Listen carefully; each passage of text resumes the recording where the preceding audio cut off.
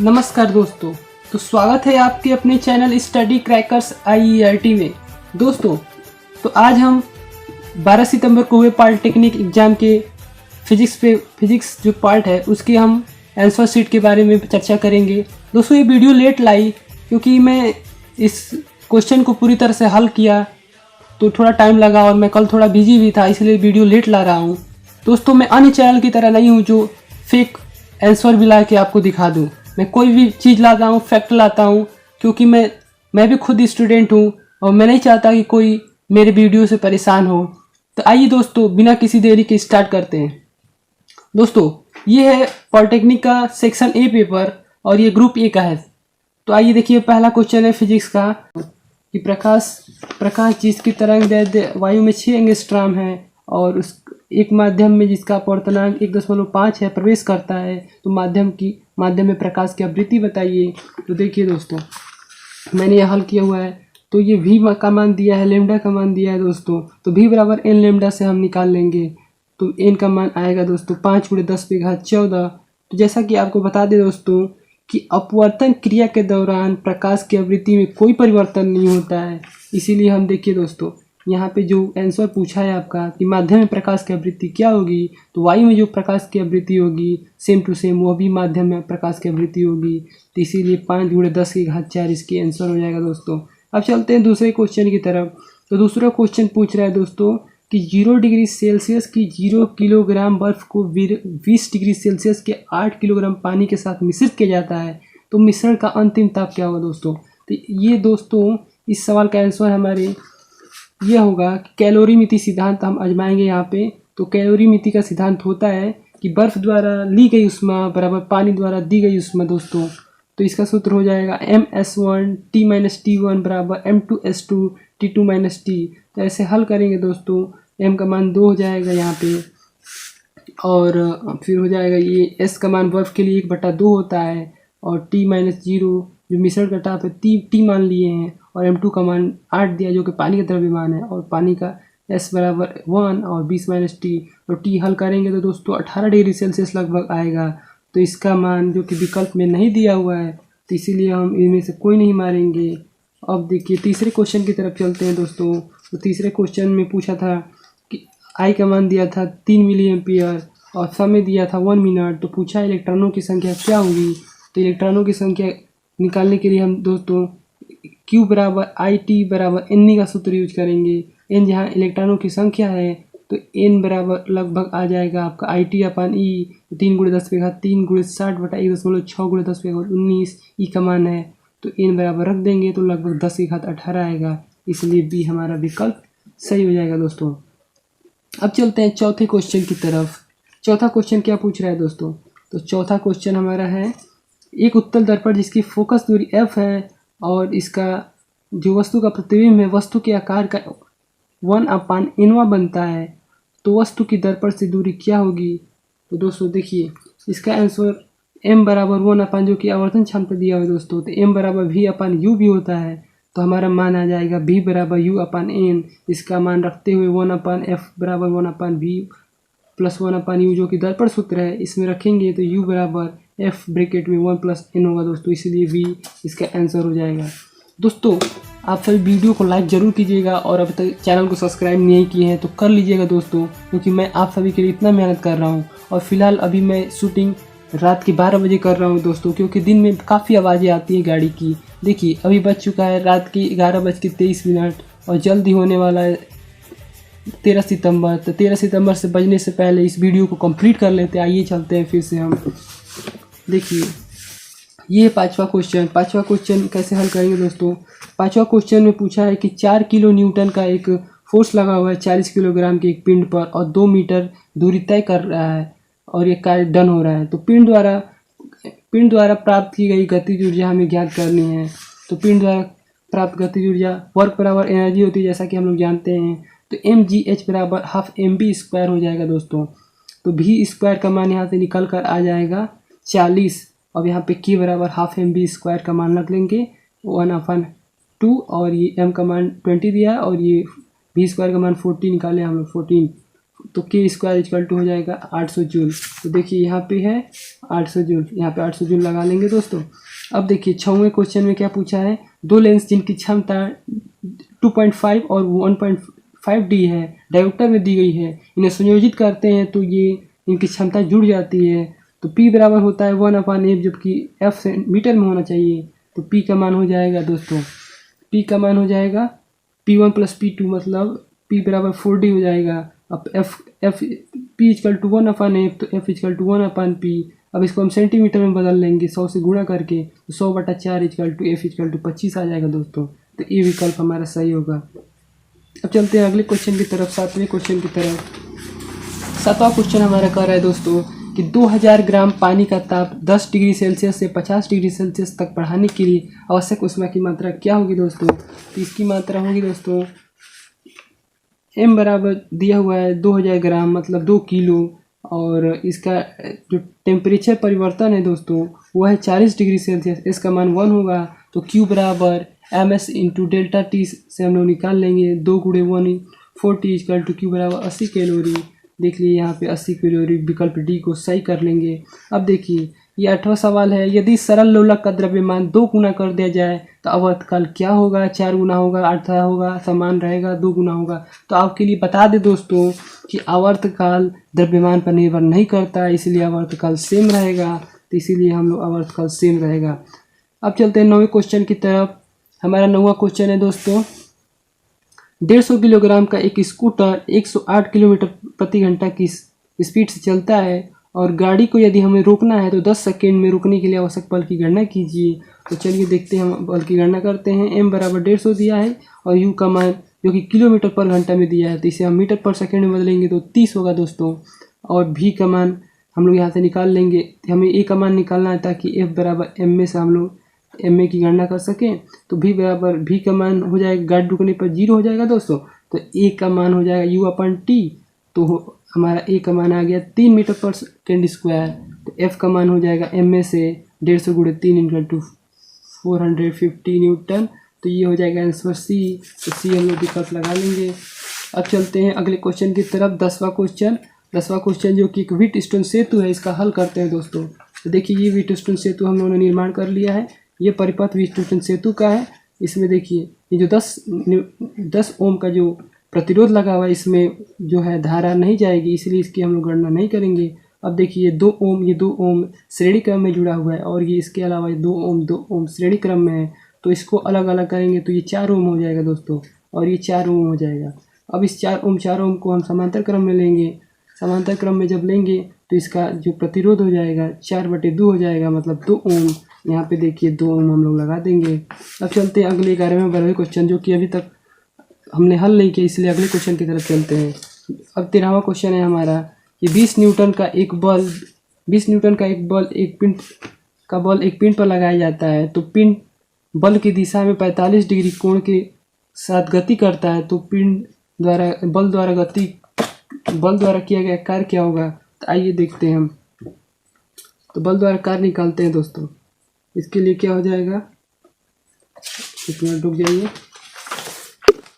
13वां question हमारा है ये सर कि जो ये गति हो रही है ये बल की दिशा में नहीं हो रही है, बल्कि 45 डिग्री सेल्सियस पे हो रही है। तो W बराबर FD cos थीटा हो जाएगा।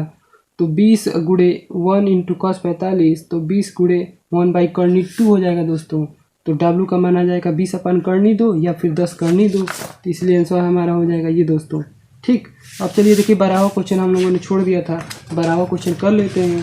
तो 12वें क्वेश्चन का हल हो जाएगा, 5 एक समान प्रतिरोध जो कि श्रेणी क्रम में जुड़ा हुआ है और 5 वाट की पावर जो उत्सर्जित होती है, यदि उनको हम समांतर क्रम में जोड़ दिया जाए तो क्या होगा उत्सर्जित पावर। तो देखिए मान लेते हैं प्रतिरोध R है, तो इसे श्रेणी क्रम में यदि जोड़ते हैं तो 5R हो जाएगा उसका प्रतिरोध।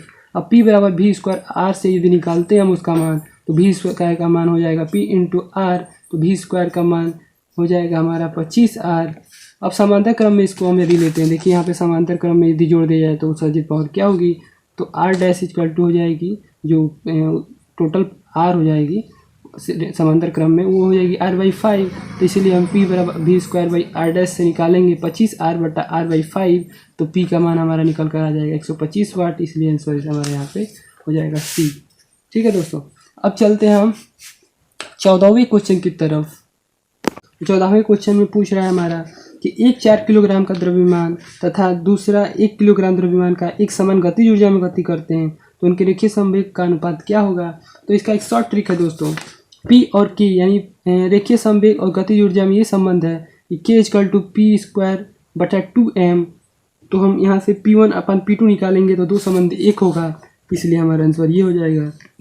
अब देखिए 15वां क्वेश्चन है दोस्तों कि एक गुब्बारे में हीलियम गैस 27 डिग्री सेल्सियस और एक वायुमंडलीय दाब पर, तो ये क्वेश्चन आप पढ़ लीजिएगा और ये क्वेश्चन हो जाएगा आपका आदर्श गैस समीकरण के अनुसार पे P1V1/T1 P2V2/T2 पे हो जाएगा। तो यहाँ पे P2 निकल कर आ जाएगा 9000 मीटर क्यूब, जो कि हमारा आंसर ये हो जाएगा। दोस्तों लाइक करना जरूर ना भूलिएगा, लाइक करना बहुत ही मस्त है दोस्तों, ये हमारे कठिन परिश्रम का ही फल होगा दोस्तों। देखिए रात के 12 बजने वाले हैं, लेकिन आपके लिए और हम सब के लिए मैं मेहनत कर रहा हूँ, तो आपको भी ये होता है कि आप एक लाइक करें, एक सब्सक्राइब करें और हमें प्रोत्साहन दें। तो आइए अगले क्वेश्चन की तरफ चलते हैं। 16वां क्वेश्चन है हमारा कि 5 किलोग्राम की एक बंदूक है और उसमें 0.1 ग्राम की गोली है, और यदि गोली 250 मीटर पर सेकंड के हिसाब से निकलती है तो बंदूक किस गति से झटका देगा। तो झटका देखिए, आइए देखते हैं दोस्तों। तो न्यूटन का थर्ड लॉ होता है कि क्रिया प्रतिक्रिया का नियम, तो m1v1 = m2v2 हो जाएगा दोस्तों। तो v2 का मान यहाँ से निकाल लेंगे, v2 का मान हो जाएगा 0.50 मीटर पर सेकेंड, जो कि विपरीत दिशा में होगा, इसलिए निगेटिव हम लगा लेंगे। तो इसलिए एकमात्र विकल्प यही है दोस्तों, तो इसलिए 16वीं का ए लिख लेंगे। अब देखिए 17वां पूछ रहा है कि यदि पृथ्वी की त्रिज्या द्रव्यमान दोनों को 50% कम कर दिया जाए तो गुरुत्वीय त्वरण क्या होगा, कितना परसेंट बढ़ेगा। तो इसके लिए सूत्र होता है G=gme/re²। तो इससे हो जाएगा हमारा G'/G 2/1। तो गुरुत्वीय त्वरण में वृद्धि हो जाएगी हमारी 100% अधिक हो जाएगी। देख लीजिए यहाँ पे 2 - 1/1 × 100 होगा तो 100% अधिक हो जाएगा। आंसर सी हमारा हो जाएगा यहाँ पे। ठीक है दोस्तों, अब चलते हैं अगले क्वेश्चन की तरफ। ये क्वेश्चन हम लोगों ने अभी छोड़ दिया है और ये कोई क्वेश्चन छोड़ देते हैं, अभी ये भी छोड़ देते हैं और ये चलते हैं 21वें की तरफ। 21वां क्वेश्चन हमने किया है यहाँ पे। 21वां क्वेश्चन कह रहा है दोस्तों कि दो धारावाही चालक हैं, देखिए समांतर क्रम में है रखे हुए हैं, और इनमें I1 और I2 जो है, यदि धारा बह रही है तो इसका सूत्र होता है कि फोर्स जो इनके बीच कार्य करता है K × I1 I2/R। तो यहाँ पे जो है यदि कह रहा है कि यदि प्रत्येक में विद्युत धारा दोगुना कर दिया जाए, मतलब 2I × 2I2, तो मतलब 2 2 4 हो जाएगा, मतलब 4 गुना हो जाएगा। इसीलिए हमारा आंसर हो जाएगा पहला 21वां का ए हो जाएगा दोस्तों। अब चलती अगले क्वेश्चन की तरफ। अगला क्वेश्चन है हमारा 22वां क्वेश्चन। 22वां क्वेश्चन कह रहा है कि एक लेजर सिग्नल चंद्रमा को भेजा जाता है जो 30 सेकंड में वापस आता है, मतलब जाने में दूरी और आने में दूरी 2 हो जाएगा दोस्तों। तो इसीलिए 2D कर लेंगे। यदि प्रकाश की चाल c है और चंद्रमा की दूरी प्रेक्षक से क्या होगी, तो इसके लिए हमारा है कि चाल दिया हुआ है c और कुल समय t लगा, इसलिए अभिष्ट दूरी 2D है, तो चाल गुणे समय = 2D = c × t। तो d का मान आ जाएगा हमारा CT/2, जो कि यही आंसर होगा दोस्तों, b मार लेंगे। अब देखिए अगले क्वेश्चन 23वां क्वेश्चन है कि एक प्रेक्षक समुद्र किनारे, तो इसको हम अभी नहीं किए हुए हैं तो इसको हम लोग अभी छोड़ देंगे। अब चलते हैं 24वें क्वेश्चन की तरफ। 24वां क्वेश्चन हमारा क्या हो जाएगा, किसी क्षण का कुंडली के साथ 8 × 10⁻⁴ चुंबकीय फ्लक्स है और ये 0.2 सेकेंड के पश्चात बदलकर 4 गुणे इतना हो जाता है, तो कुंडली में प्रेरित विद्युत वाहक बल की गणना कीजिए। तो देखिए I बराबर हम जानते हैं कि ΔΦ/ΔT होता है, तो ΔΦ हमारा आ जाएगा यहाँ पे 4 आ जाएगा, 4 × 10⁻⁴। तो E बराबर यहाँ पे रख लेंगे, E बराबर 4 × 10⁻⁴। यहाँ पे देखिए, यहाँ पे शायद कोई त्रुटि है या फिर आंसर में त्रुटि है या क्वेश्चन में, यहाँ पे 2 होना चाहिए, तो इसलिए मैंने यहाँ पे 2 रख दिया है। तो E बराबर हो जाएगा हमारा आंसर 2 × 10⁻⁴ वोल्ट। इसको हम लोग मिली वोल्ट में बदलेंगे तो 0.2 मिली वोल्ट होगा, जो कि आंसर है। अब देखिए 25वां क्वेश्चन। 25वां क्वेश्चन बहुत ही ईजी है। 25वां क्वेश्चन कह रहा है कि एक लैंप है, उस पर ये अंकित हुए, तो इस अंकित मान के लिए हम लोग I का मान निकाल लेते हैं। लैंप का अंकित मान ये है, तो P = VI से हम I का मान गणना कर लेंगे। P = V से 60/220। अब हम ऊर्जा खपत निकालते हैं। यदि हम 200 वोल्ट पर चलाएं अगर इस बल्ब को, तो कितना ऊर्जा खपत होगा, तो उसका ऊर्जा खपत निकालेंगे। P' = V' I'। 200 जो कि मान है, और इसका हम लोग भी यहाँ पे आई निकाले हुए हैं, तो आई का मान रख देंगे, तो लगभग हमारा आ जाएगा 54.54, मतलब 54.54, तो लगभग इसमें 54 जूल दिया हुआ है, तो इसलिए हमें दे देंगे।